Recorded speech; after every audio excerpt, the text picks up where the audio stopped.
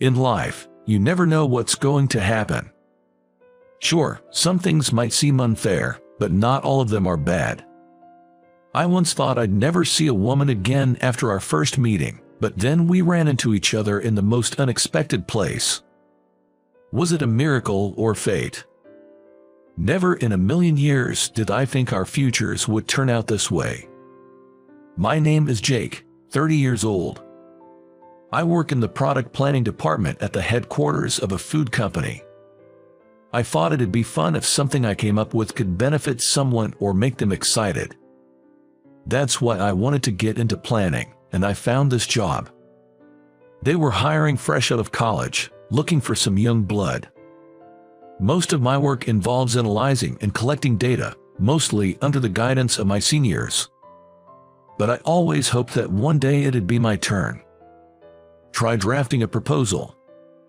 I still remember the thrill when I was given that chance and the joy I felt when even a small project was approved.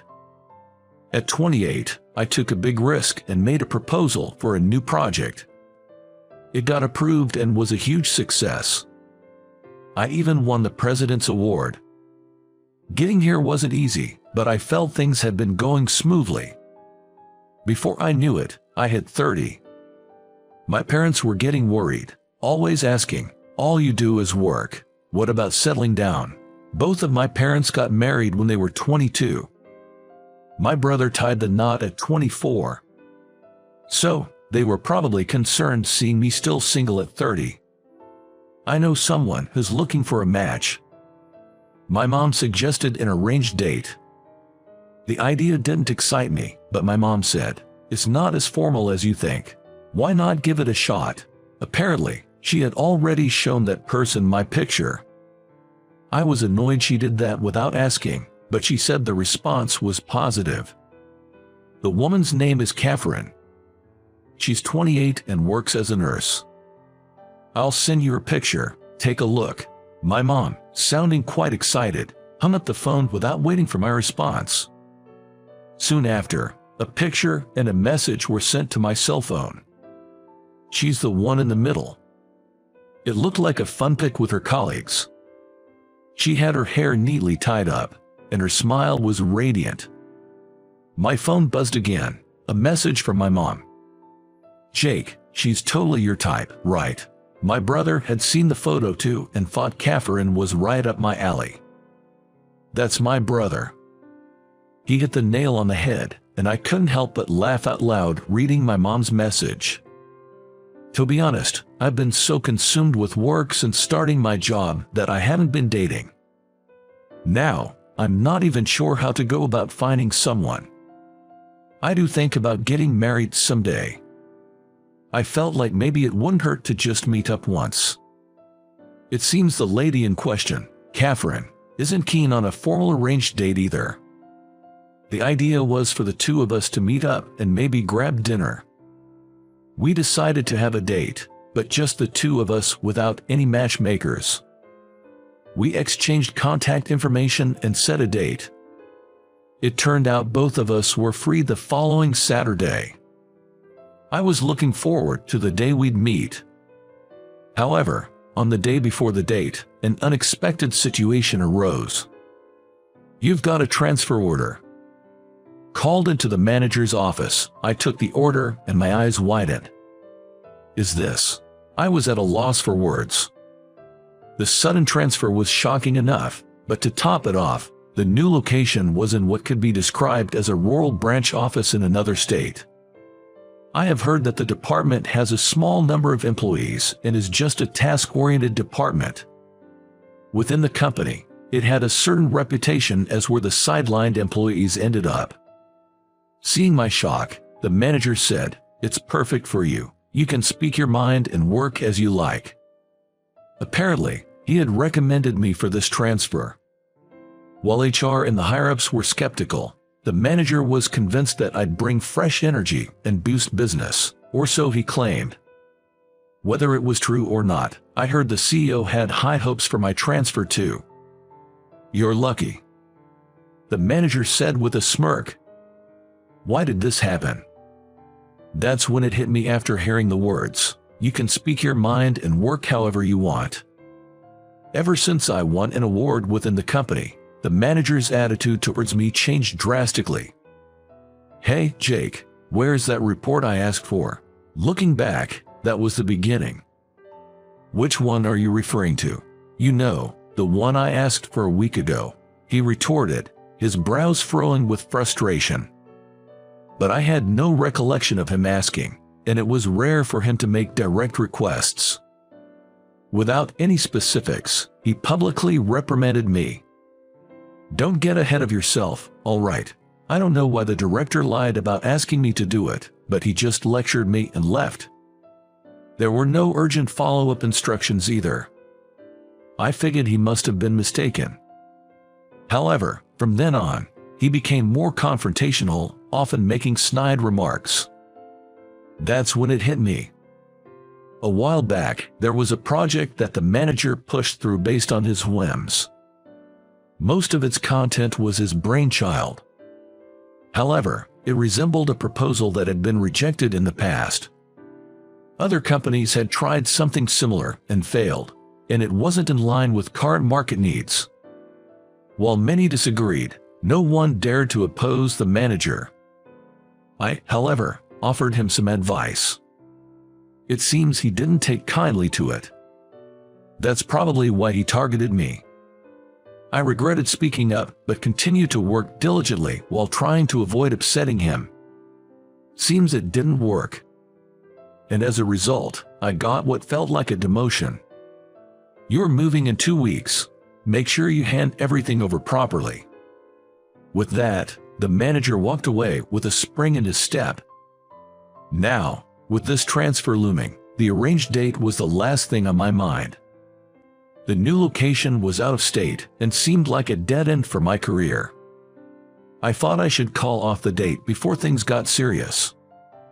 However, I had already made a reservation at the restaurant. Canceling last minute didn't feel right. And telling Catherine over the phone seemed too rude. I decided to meet her in person and apologize. The next day, I met Catherine in front of the restaurant. Seeing her warm smile made my heart heavy. We entered the private room I had reserved for the occasion. Immediately after sitting down, I said, "Hey." I informed Catherine that I received a transfer order yesterday, that the new destination is far away, out of state, and I was assigned to a lesser-known department. It's a role with no potential for growth, and I had no idea what the future would hold. I couldn't possibly ask her to be okay with this. I also apologized for the inconvenience of meeting under these circumstances today. You could have just called, but you took the trouble to tell me in person. I appreciate it, but since we're here, how about having lunch together? I was prepared for her to be upset, but instead, Catherine gave me a warm smile. We enjoyed a delicious meal, and she shared stories about her work, how she had been too busy to meet anyone, and how a mutual acquaintance had introduced her to me. Turns out, our passion for our jobs was something we both had in common. The conversation flowed naturally, and time flew by. It was bittersweet when it came time to leave the restaurant. As I was leaving, I thanked her for the wonderful time and apologized once again for declining the previous arrangement. I then called my mom to update her. When I told her about my decision based on the transfer, she sounded disappointed but understood. I had some issues with the transfer, including issues with my boss. I considered quitting, thinking it might be better than transferring to the remote branch. But I decided to give it a shot, and if things didn't pan out, I could always leave. I decided to do my best at the new location. And then a year went by. The rural branch, rumored to be monotonous. Indeed, it was less exciting than when I was in the product planning department at the main office. Due to cost cutting, there were fewer staff, and we had to do tasks that would typically be handled by other teams at the main office. The workload was intense, and it felt like all of us were working like mules. Working overtime nonstop, I've been guzzling energy drinks just to keep going. It's been really tough on my body. And then, on a scorching summer day, As I was heading to the bus terminal, I suddenly felt unwell. I tried to sit on a bench but felt dizzy. I collapsed. I was suffering from mild heat stroke at this time. An elderly man nearby shouted, "Are you okay?" But all I could do was nod weakly. Then, I heard a familiar female voice ask, "Are you all right?" Unable to open my eyes, I just groaned. "Can you stand up? Sorry, let's get you to that bench over there." I felt hands supporting me, taking me to a shaded area. I don't know how many people helped me. They bought me water, fanned me, and took care of me. The woman who had spoken to me checked my pulse and felt my forehead to check my temperature. After some hydration and cooling down, I began to feel better. Once I felt a bit clearer, I thanked everyone, and they left.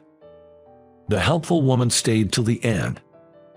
"I'm glad you're looking better. Please go home and rest." I thanked her once more. "Thank you so much for your help."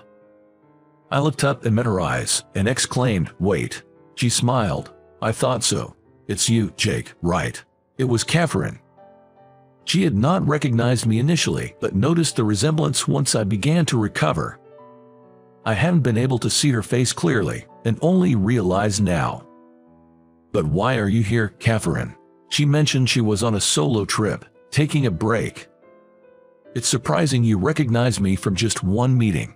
We laughed about it. Seeing that I was feeling better, Catherine looked relieved. I wanted to thank her properly, but decided to rest for the day. She mentioned she'd be in a nearby hotel the next day. We agreed to meet up the next Saturday. And the next day, I called my office right after and took a proper day off, and my body recovered. I let Catherine know that I was feeling better. While eating at a recommended upscale restaurant, I asked Catherine why she was traveling alone. Catherine wanted to be healed by nature while taking in the sights of various regions. But I could sense a hint of sadness in her expression. I'd get pretty worn out, so I took some time off on a whim.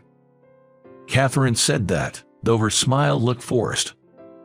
"How about you, Jake?" She shifted the topic to me, and I shared my recent happenings.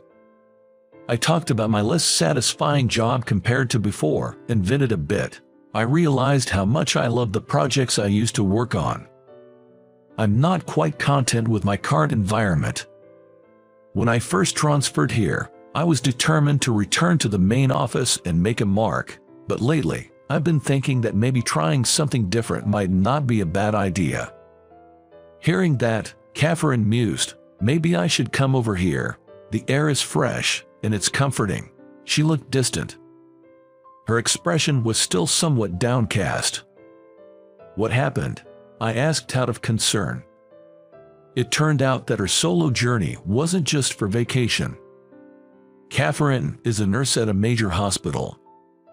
She works in a hospital ward and has a large number of patients that one person handles. While she's proud of her nursing career, she feels she's been too emotionally involved with each patient, which has drained her spirit. She started to wonder if nursing might not be the right career for her. She thought she had overcome such feelings a long time ago, but now they're resurfacing. She's contemplating quitting her nursing job. Not all of them are discharged from the hospital in good health. It might be even tougher than I imagine. Though it's not my place to say, I offered, "Maybe you need a break. Taking some time off can be necessary." It felt like I was talking more to myself than to Catherine. "Maybe I should quit too," I exclaimed with a stretch and a grin.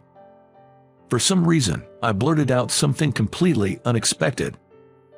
"If you're up for it, why don't we travel together?" What was I thinking? But it wasn't a lie. What was it? I had this vague feeling that things might be better if Catherine and I were together. Catherine looked surprised but then bashfully nodded, "If you're okay with me." "Daddy." "Oh, Michael, what's up today?"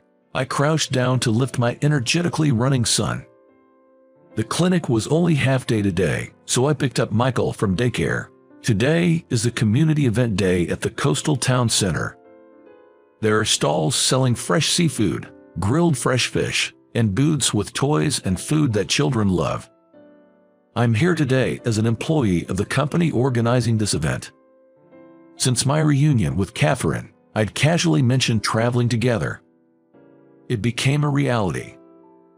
We both thought it was just a spur of the moment. I quit my job, and Catherine quit nursing. Since both of us had been working so much, we hadn't spent much. We had plenty saved up for our journey. We traveled around the US on a whim. While I knew I wanted to start something new and loved planning, I wasn't clear about what else I was interested in, or whether I wanted to work in the food industry again. Catherine thought that taking a break might give her a new perspective.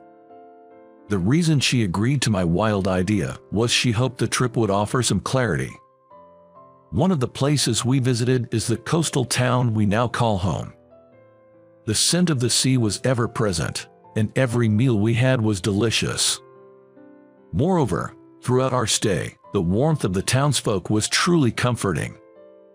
Catherine felt the same way. After our journey, we both considered settling down here. To settle down, we needed to find a job. I wanted to work in planning, so I checked a job listing website and saw that the event company I was working for was hiring. Based on my past work, whether it was in food or miscellaneous goods, I had been thinking narrowly, but I immediately thought, this is it, for someone else. To bring excitement. My core reasons for wanting to work in planning hadn't changed. The event company's website made my heart race even more. That's how I ended up joining the event company. And Catherine, she found work at a clinic. Catherine, who took the time to reflect on herself during our travels. She remembered when she aspired to be a nurse. If she could support someone, even just a little. She realized her pride in nursing and her feelings hadn't changed. During our travels, there were several instances where Catherine assisted sick people. Perhaps it's a nurse's intuition. Not that they were collapsed or huddled, but by observing their movements and complexion, Catherine would approach and ask, "Are you okay?" With swift actions, she'd calm them down, or make them feel a bit better, just like she did for me. I often think nursing is her true calling. I believe Catherine realized that too. Without hesitation, Catherine searched for a nursing job. And she found her current clinic. The clinic is closely connected to the local community. She said she hoped to support the folks in our beloved town. Our trip with Catherine, though spontaneous, never felt out of place. Being with her felt natural, or rather, there was an overwhelming sense of excitement. Our bond quickly grew closer. After living in this town for a while, with the thought, if it's with Catherine in mind, I made a heartfelt confession, almost like a proposal, asking, "Would you stay with me from now on?" To my joy, Catherine felt the same way. We dated for about a year, and then we got married. And then our son, Michael, was born. By the way, my family wasn't surprised when Catherine and I got married. They had anticipated this from the time we started our trip. Especially my mom and older brother, they still claimed they played Cupid. Catherine's family is also supportive, happy to see her smiling, even though we're living far away. Had I not met Catherine, I might not have taken such a bold step. Looking back, that unexpected job transfer might have been a turning point leading to this happy future. Far from being a demotion, I think of it as a promotion. But the courage I had at that time is still a mystery to me. What was that about? It was strange, right? Catherine and I often reminisce and laugh about it. Maybe it was a mix of a miracle and destiny. While cherishing these happy moments, I hope we can keep smiling in this town we love so much.